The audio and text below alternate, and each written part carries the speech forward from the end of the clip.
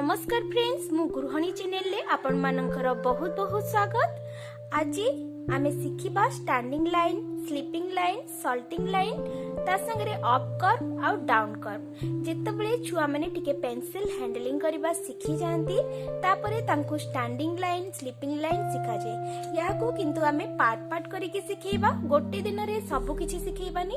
First आमे तांको standing line पूरा 2-3 पेज प्रैक्टिस करेबा, तापरे स्लीपिंग लाइन, तापरे सल्टिंग लाइन, तापरे अप कर्व, डाउन कर्व, ता संगे सर्कल मध्य सिखेबा। किंतु प्रथम दिन रे आमे तांको स्टैंडिंग लाइन प्रैक्टिस करेबा। एठी मु आज स्टैंडिंग लाइन करके देखाउची। एबे स्टैंडिंग लाइन पई मु एठी पॉइंट दे देइची आ पिला मानको एमती स्केच रे पॉइंट दे के सिखेले इजीली से माने सिखंती। आ से माने जेतले पॉइंट रो पॉइंट को टच करिवे तांको पई इजी मध्य होइथाय आ एटा कलरफुल हेले आउरी इंटरेस्ट मध्य तांको आसीथाय। सेति पई पॉइंट रो पॉइंट तांको जॉइंट करिवार अछि एमिति स्टैंडिंग लाइन।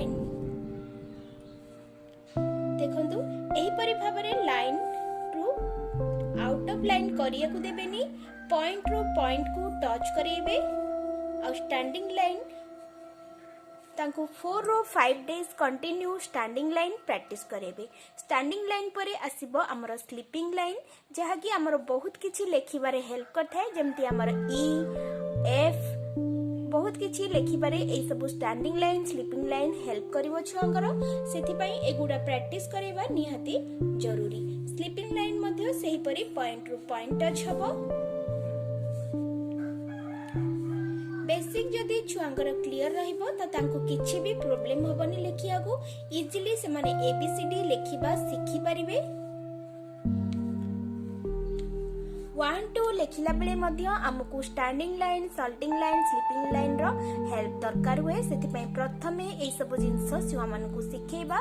नर्सरी रे ही एई सब जिंस आसी जाय, प्री नर्सरी, नर्सरी रे मध्य आसी थाए एटा। तापरे हमर आसीबो सल्टिंग लाइन। सल्टिंग लाइन एही परि भाबरे सल्टिंग लाइन रे हमर ए मध्य आसी थाए। तापरे आमे एपडू सल्टिंग लाइन करिबा।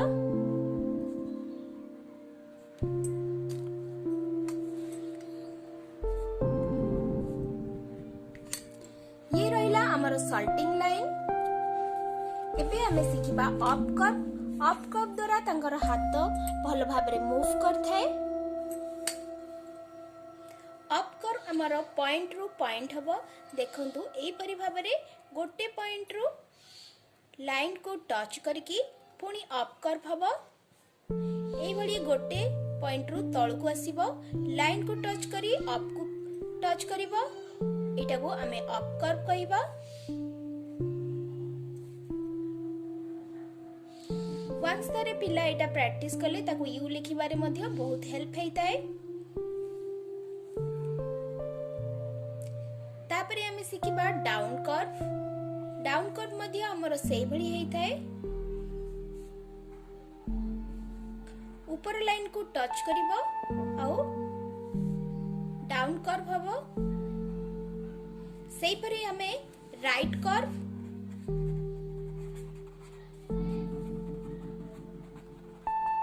राइट कर्व सिखेबा, जोटा कि हमरो एमिति हबो राइट कर्व। एदिरे मध्ये एमिति पॉइंट देकी हमें सिखे परिबा राइट कर्व।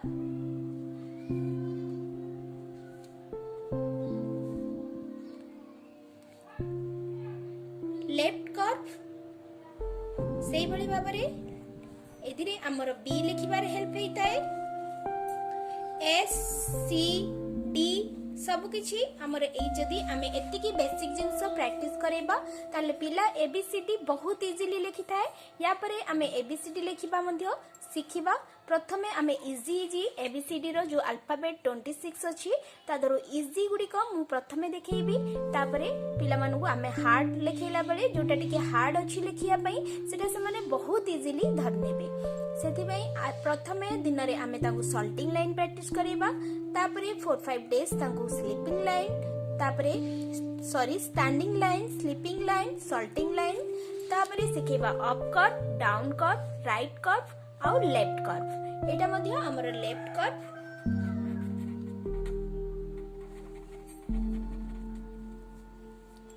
तेबे आजि पई एतिकी रहिली। नमस्कार।